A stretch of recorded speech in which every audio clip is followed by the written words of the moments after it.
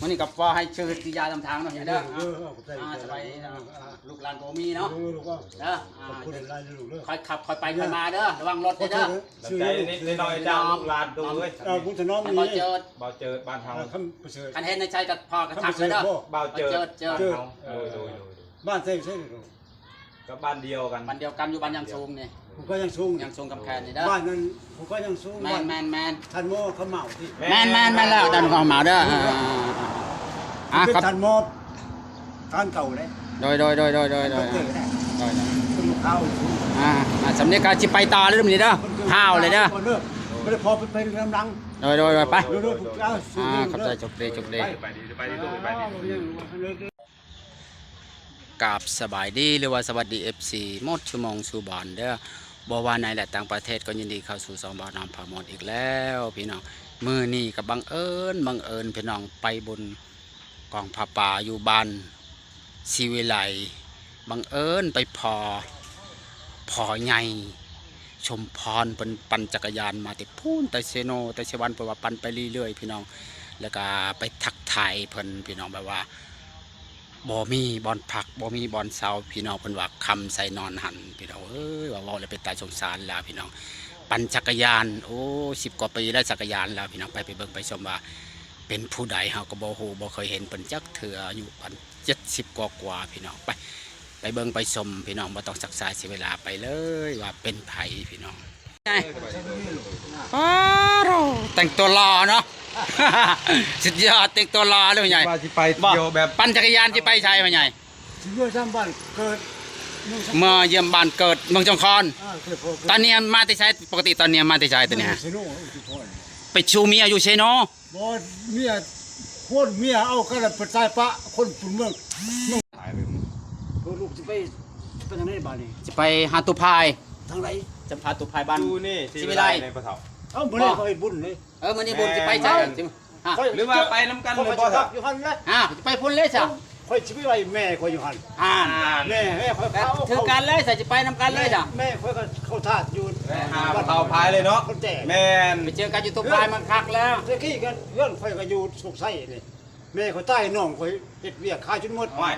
มีบอดีให้เป็นเซียวกันเลยได้กับปะเถาดีมีบอดีเป็นเซียวกันเลยแล้วสิไปบ้านชีวิไลนี่จะเลยมาบ้านเลยบ้านนี่ฮะใกล้แล้วเบิ่งของมื้อแรงสิไปเบิ่งเล่นบุญก่อนเนาะมื้อจะได้มาต่อเนาะซุ่มร้านบอกอยู่นี่บ้านนุ่นย่างว่ามีบุญอาจารย์น่ะมันพินนะขออนุญาตทำชื่อนะพ่อใหญ่ชื่อหยังสมพรชื่อสมพรโดยอายุจักปีเราสมพรเนาะบ่เฒ่าสมพรชื่อว่า60 70ไปได้บ่69เขารุ่นเดียวก็ตะพายแล้วลุงพายแล้วเนาะกำลังไปนำเอาตัวนี้ไปนำพอได้เนาะเจ้ารู้จักบ่แล้วปั่นจักรยานมันยังไงยังมันยังไงปั่นจักรยานแล้วไปใช้กันดิเจ้าฮะขี่รถทีบนี่เนาะไปทางใดบ่รถจักรตะกี้มีมันตายรถจักรตายแล้วขี่รถทีบเนาะมันบ่เปลืองน้ำมันเนาะเรื่องครับรถจักรพอรุ่นเก่ารถซูซูกินะรุ่นซูซูกิเนาะกินเนี่ยมัน2ที่คนได้รุ่นนั้นได้บ่แม่นพาสูบมันเสียตาใช้บ่มีเปลี่ยนเขาว่าอยู่หมู่พุ่นบ่บ่มีเงินฝากยาเลยว่ะขายเลขเศษให้เวียดขายเท่าไหร่รถน่ะขายซื่อๆกันเลยมันบ่มีพาสูบมันรถรุ่นนั้นมันหาอะไรมันยากเนาะหาอะไรยากมันเก่านะบ่แม่นรถมันบ่แม่นโคราชบ่แม่น Honda มันบ่แม่นแล้วปั่นจักรยานแล้วปะรถได้ปั่นจักรยานนี่จักปีแล้วนี่จักรยานคันนี้ใส่จักปีฮอดปีแล้วบ่โอ้ว่าแล้วสิหาเอาชิปไปแล้วโอ้จักรยานคันนี้นะย้ำอยู่นะจะเข้า10 กว่าปีแล้วบ่เนี่ยโอ้อันนี้ว่าเครื่องใส่ว่าคือเป็นเสื้อผ้าบ่ห่มบ่เนี่ยก็ไปใส่นอนนั่นบ่ก็นอนเฮินพี่น้องเนาะบ่ได้นอนตะปานดงเนาะถ้าก็ฮอดแบบนี้ก็นอนก็ได้เนาะเข้มบ้านบ่ลึกนอนของกันคือแบบนี้ก็ได้เนาะเสียงแม่นเล่นเสียงแล้วป้าไปสาวมาถ่ายรูปกับสาวนางพี่น้องสาวงามนะถ่ายรูปกับสาวนางเนาะโอ้บางถามพ่อใหญ่ให้จบก็เดี๋ยวไปกินชีนพร้อมกันเลยไปกินชีนพร้อมกันเลยเฮือนตุพายนะผู้จักตุพายพอดีเลยพอเถาไปพร้อมกันเลย เท่ากันกับเจ้านั่นแหละเป็นถ่ายคลิปเพิ่นแล้วนี่ ดูสุขใส่ชีวิตไร ชีวิไลตุกไผ่ก็เอาเมียอายุ15 ปีอันนี้16 ปีบ่เอาเด็กน้อยอันนี้ดังๆอ่ะ มันพอค้ำโอ้ แม่นละว่าแม่นล่ะ เชี่ยว ตอนนี้เลิกกันแล้ว มันเลิก เมียนี่ละไปกรุงเทพ เลิกพวกเป็นกะหรี่เมียเป็นกะหรี่เอากะหรี่เป็นบี้ บ่เมียนี่คนในบ้านนี่คนในบ้านนี่ละเมียเอาเมียเราแต่งข้างในเด้เราแต่งข้างในเมียตัวนี้ก็ว่าวันนวันเลิกกันนะ น้องใส่น้อง ปั่นจักรยานอยู่เซโนเนาะแต่มาแต่เซโนแม่นบ่พักแต่เตือหามาพักอีก แต่สวรรค์พุ่นละมันนอนสิโน่ขึ้นนี่ บางว่าบ่อนอยู่บ่อนสวรรค์บ่บ่อนอยู่ฮะ โอ้พยายามลูกหลานเขา บ่อนอยู่เป็นปกติอยู่เซโน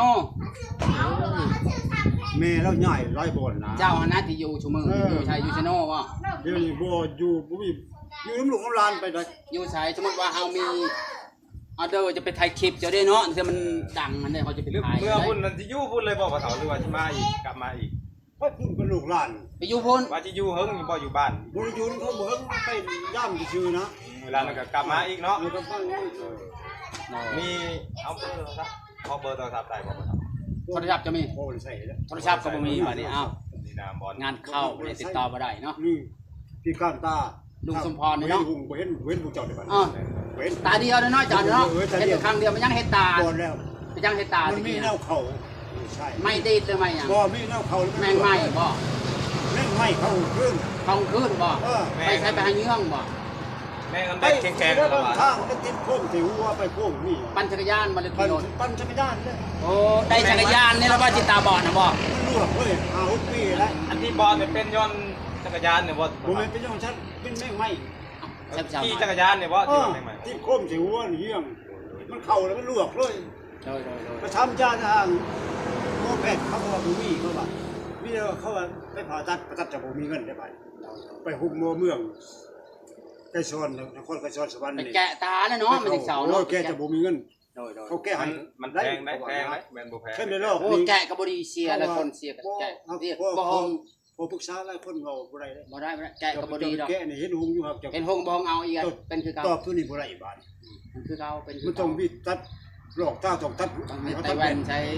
ไต้หวันใช้ บ่มีเงิน แม่น ตัวฝรั่งตัวเงินนี่นะ มันบ่แม่นถึกๆเลยเนาะ โอ้ยไปทำคำตำเวน พอใหญ่บ่มีโทรศัพท์เนาะคันมีโทรศัพท์ติดต่อไปหาชวนว่าเฮาจะไปหาเจ้านี่นะกับติดต่อบ่ได้เนาะ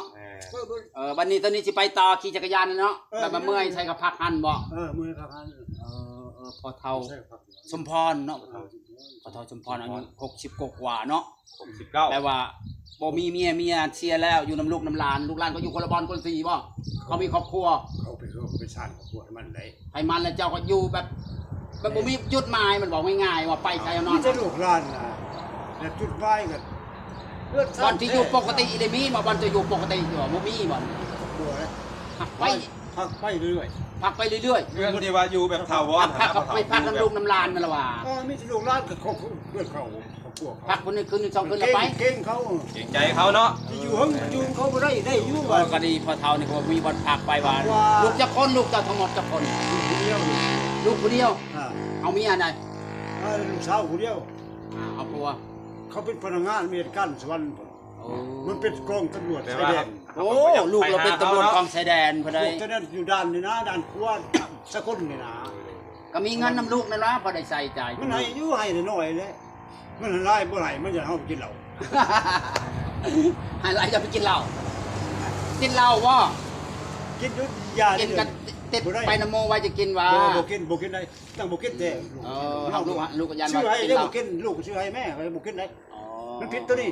กินตัวนี้มันบอดเลยมันตายหา มันไปกินไปแห้งที่ไปกันใหญ่เนาะ บ่มันซองจะให้ทาง นั่นยันว่าลูกว่า เก็บ ว่า ตายว่าสะทุล้วนๆครับความตายนี่ก็บ่ได้แค่ลูกคนเฮาเกิดมาต้องมีตายมีเจ็บมีตายนี่ แต่ว่าไม่อยากให้มันทรมานหนัก เจ็ ก บ ว่า ตา นั้ ย น ต้อง เนาะ สิ้นลูกเอ้ย โดย บ่มีไผจะเรียนดอกแม่นบ่ลูก โดย เรียกว่าญาติเฮาบ่เป็นนักให้สิเบิ่งเฮา โดย แม่ ลุงเท่าอยู่ผู้เดียวให้อยู่กับครอบครัวลูกเต้าลูกเมียให้อยู่ได้เนาะ โดย นั่นนะเลยจังห ว่า ว่า เพิ่นก็ไปอยู่พื้นที่เพิ่นก็ไปเฮ็ดเวียกเพิ่นเนาะ ไปทำสิ่งทำคุณครูบาอาจารย์ พอเท่าสมพรปั่นจักรยาน เ แบบบ่มีจุดหมายบ่มีบ่อนตั้งหลักเนาะบ่มีบ่อนตั้งหลักไปเรื่อย ไปเรื่อยเลย ๆไปนำเรื่อยไปหาญาติพี่น้อง แบบว่า หรือว่า ใจเราก็ หรือว่านอนวัดก็มีบ่บางทีก็นอนอยู่วัดมีบ่ วัดเขา ยันว่าเขานอนวัดเขาว่า วัดเขากัน นอน คือวัดชิโนพอเขาเอาพักกับโมเมนต์ว่าชินเขาละล่านี่นอนซ้อนขึ้นกับซอยเวียวัดละล่า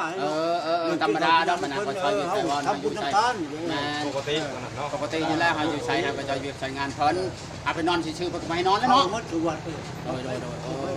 ไปหมดแล้วก็ไปอยู่ตำบัดตำบาไปเรื่อยๆหาลูกหาหลานญาติพี่น้องไปเรื่อยๆเนาะ กงซุนเก็บข้าวพวกเจ้านี่ข้าพาดของเข้าใหม่ของป้าวัด โดย พวกทั้งจักพวกเวียงจันทน์บ่จ้ะก็ออกเพชรทั่วคือประเทศเนี่ยบ่เราเอาเพชรบ่เข้าเพชรพวกเจ้าคือเพชรพวกเจ้าบ่สิเลยมาสัมภาษณ์บ่สิพวกนั้นเขาขี่วิโก้พวกนี้เจ้ามีสองคนผู้เจ้าแล้วเขามีกองเจ้ามีกองผู้เจ้าได้ซ้ำค่าตังค์สัมภาษณ์พอครับจะผิดได้วันนี้เขาพ่ออยู่ตลาดดงสัมภาษณ์ดีเขาก็เอาเงินไหนสี่50,000แสนนึงให้ช่วยอยู่ช่วยกินเขาจะเอามาป้าวัดพอจนว่าถ้าอธิษฐานเขาได้ดูก็ยังว่าที่พอนี่เราสาธุหมดบุญใส่บารมีใส่บิคอมพวกเจ้าขึ้นพวกเขาหูมันเขาเป้าเขาว่าเขาเจ้ามีหลดเอาที่เท่านี้เสียอยู่สิโยนี่ก็ตายข้าววัดมึงมีพี่น้องสู้หนักคู่ไฟเมารถใส่ยีบ แต่ว่าปั่นจักรยานก็ยังแข็งๆอยู่เนาะ แข็ ถู ง ก แห้ง เนาะ เนาะ เลย คนปั่นจักรยานแข็งแห้งอยู่แล้วออกกำลังกายเนาะ ต้องเองงานคือเจ้าประเทศนะ ออกกำลังกายแข่งขาเนาะ เรายัง อาจจะได้แข็งแรงเนาะ จักรยาน แม่น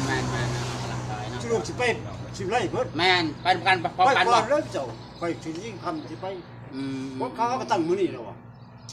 มื้อนี้แหละ บุญของไผ่บ่บุญของหนอ แม่น บ่แม่นบุญพระป่าของพระป่า ครับสิไป มาตะเวียง ครับสิ เอามาจากไทยไปเนาะ ไปบุญพวกมัน ข มา องพระป่ามาจากไทย ตั้ง ไป แต่บูชาแม่เนี่ยทาสแม่อยู่วัดไปปรุงพระสังฆทานพระเขาให้เล่าแล้วก็ แม่น แต่ว่าใจเราก็ยังบ่ถอยเลยพี่น้องยังมี แข็งแห้ กำลั ง ง เรา ใจ บ่รู้แล้วเราก็แข็งแห้งเหมันลุงมีไปใช้ปั่นจักรยานนะแบบแข็งแห้งออกกำลังกายไปนำ ลุงมีก็คือกันแหละกับเจ้าฮะอันนั้นก็เมียนี่ไรนี่อยู่มีวันอยู่นอนกับเพื่อนนี่เฮาในประเทศเรือนให้แล้ว แต่ว่าเราก็ยังบ่ลืมเนาะลืมญาติพี่น้องที่ว่าอยู่ทางบ้าน ถึงคันมีซำใดเราก็ไปทำที่เราได้เนาะเราก็ไปปั่นจักรยานนี่ยอม ปั่นจักรยานไปเนาะ เก่ง ไปเบิ่งจักรยานเพิ่นเนาะปั่นจักรยานได้นี่ ยอม ตู่ ใจ สมพรเนาะชื่อเพิ่นเนาะอายุประมาณ60กว่าพี่น้องนะอันนี้นี่ฮะเพิ่นไปสั่นอันนั้นบ่เขากินของอยู่ติบเขาเนาะแม่นเนาะ เขาได้ไหนพี่ท่าน จักรยานเพิ่นปั่นไปเรื่อยๆแบบว่าคำใช้นอนหันพี่น้องลุงสมพรแบบว่าจักบ้านเกิดเพิ่นอยู่ไสเนาะเฮาก็บ่ได้ถามรายละเอียดมุ่นสองคอนบ้านเกิดของเพิ่นคือว่า เอาเมียอยู่พี่เนาะเอาเมียอยู่เซโนเอาอยู่ไสเพิ่นก็ว่าเมียเสียแล้วก็ไปแบบบ่มีจุดหมายไปตามลำพังเพิ่นก็นี่เพิ่นคือปั่นจักรยานไปเรื่อยๆพี่น้องคำใช้นอนหันคือว่าชีวิตคือว่าจักรยานนี่บ่ได้ปะเนาะบ่มีรถจักรแล้วก็ปั่นจักรยานไปเรื่อยเนาะเอากำลังกายไปพร้อมเนาะเอาวันนี้ก็ได้จบคลิปเพิ่นยินหน่อยจ้ะได้จบคลิปซำนี้เนาะบ๊ายบาย คลิปหน้าพอกันเนาะ ขอบใจเด้อบ๊ายบาย โดยสบายดี โชคดี ขอบใจ